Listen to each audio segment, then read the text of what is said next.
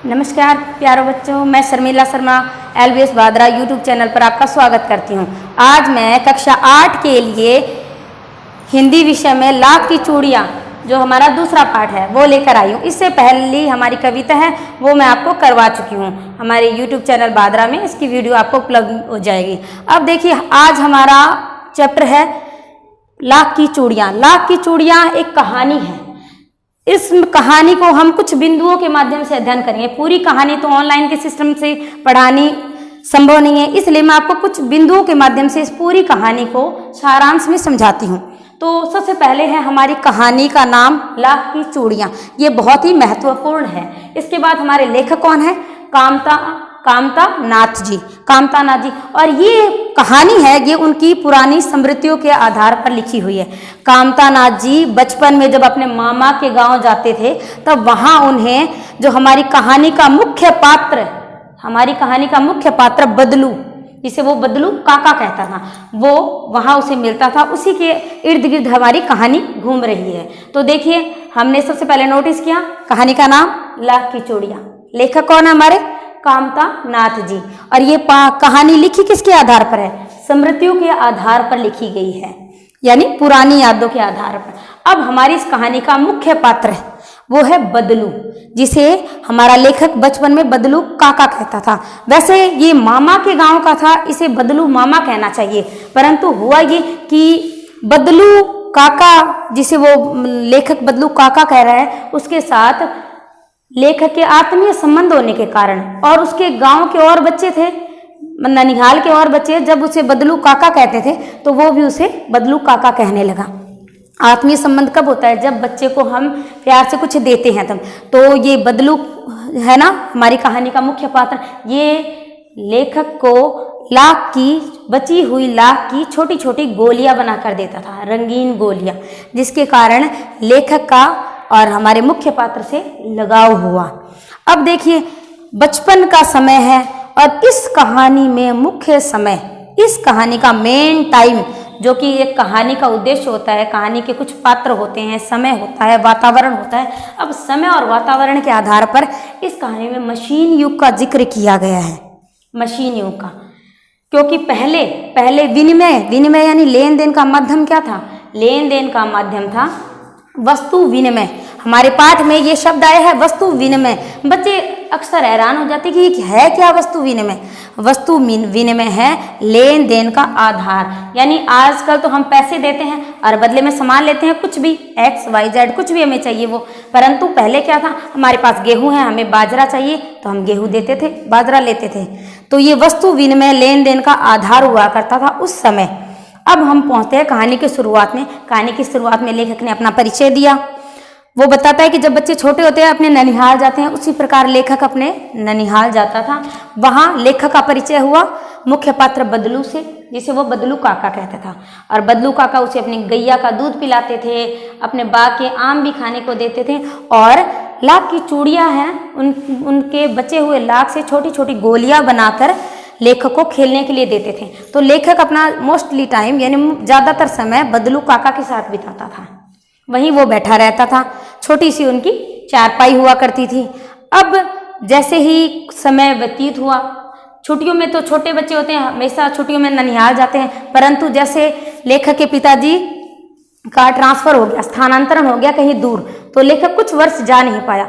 अब लेखक बहुत वर्षों बाद जाता है, जब लेखक लगभग युवा हो चुका है।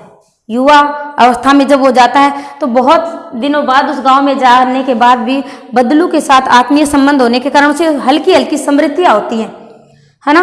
तो एक दिन अचानक क्या होता है कि बारिश होती है। बारिश में उसके मामा जी की लड़की गिर जाती है। गिरने से उसके हाथ में जो कांच की चूड़ियाँ पहनी हुई थी ना, वो उसके हाथ में टूटकर कांच चुभ जाता है। चुभ जाने के कारण उसके हाथ में चोट आती है, मरहम पट्टी की जाती है। बस कांच की चूड़ियों को देखते ही लेखक को बदलू की याद आती है, क्योंकि बदलू जो हमारा मुख्य पात्र है, इसे कांच की चूड़ियों से नफरत थी। अब नफरत का कारण क्या था? नफरत का कारण ये था कि बदलू के मन में एक व्यथा थी। ये मशीनी युग है ना, समय मशीनी युग का है। लेखक का जो मुख्य पात्र है बदलू, वो एक मनिहार है जो कि कांच की चूड़ियाँ बनाता है। कांच की चूड़ियाँ नहीं, लाख की चूड़ियाँ बनाता है और उसे कांच की चूड़ियों से नफरत है। क्यों? क्योंकि जैसे ही कांच की चूड़ियाँ जो सस्ती, सुंदर, साधारण, आसानी से बाजार में उपलब्ध हो जाती है, वो मिलने लगी, उसके मिलने के कारण क्या होता है कि लाख की चूड़ियों का व्यापार, लेन देन बंद हो गया। लाख की चूड़ियों के लिए कोई मोटी कीमत नहीं देना चाहता, ना ही लाख की चूड़ियों को लोग पसंद करते, क्योंकि उन्हें सस्ती, सुंदर, रंग बिरंगी कांच की चूड़ियां मिलने लगी। तो हमारा जो मुख्य पात्र है बदलू, उसे नफरत थी कांच की चूड़ियों से। जैसे ही उसने कांच की चूड़ियों का नुकसान देखा कि आज अगर उसकी बहन ने लाख की चूड़ी पहनी होती तो इतनी गंभीर चोट नहीं आती, परंतु कांच की चूड़ी के कारण उसके हाथ में, उसकी कलाई में गंभीर चोट आई। लेखक को बदलू की याद आ गई। अब हमारा लेखक है कांतानाथ जी, ये जाते हैं बदलू से मिलने। बदलू से जब मिलने जाते हैं तब वो देखते हैं कि बदलू कुछ, हाँ, तो मैं आपको बताती हूँ कि जब हमारा लेखक बदलू से मिलने जाता है तो उसे पुराने समय का कुछ नज़र नहीं आता। क्यों? क्योंकि उसके जो ठाठ बाट थे बदलू के, वो अब नहीं हैं। अब बदलू बूढ़ा हो चुका है, उसे खांसी आ रही है, वो दमे का मरीज हो चुका है। लेखक ने उसे अपना परिचय दिया, स्मृतियों की यादों में वो खो गया, लेखक को वो भूल चुका है, परंतु जैसे उसने याद दिलाया उसे कुछ हल्का हल्का याद आया। याद आने के बाद वो अपनी एक टूटी फूटी चारपाई लेकर बैठ गया, उसी नीम के पेड़ के तले जहाँ वो हमेशा बैठा करता था। परंतु पहले जैसा कुछ नहीं, लेखक यहाँ वहाँ नज़र दौड़ाता है। लेखक ने पूछा, आजकल चूड़ियाँ नहीं बनाते? उसने कहा कि नहीं, जैसे ही कांच की चूड़ियाँ आई अपना काम धंधा बंद है। जब लेखक ने पूछा गाय, बोले गाय तो नहीं, अब हमने गाय रखना छोड़ दिया क्योंकि इतना खर्चा ही नहीं होता। फिर लेखक पूछता है आम के बाग के बारे में कि फसल कैसी है। बदलू कहता है कि हाँ फसल अच्छी है।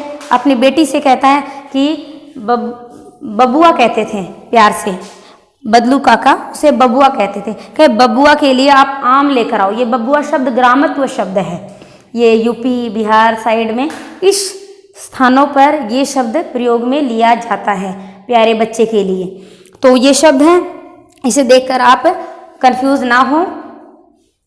अब इसके बाद आम के बाग से आम लाने के लिए बदलू ने अपनी बेटी को कहा कि बेटी घर पर जो आम है वो लेखक को देना। वो बेटी जैसे ही आम लेकर आती है तो उसकी कलाई में लाख की चूड़ियाँ पहनी हुई दिखती हैं। तब लेखक की नज़र उन चूड़ियों पर अटकती है।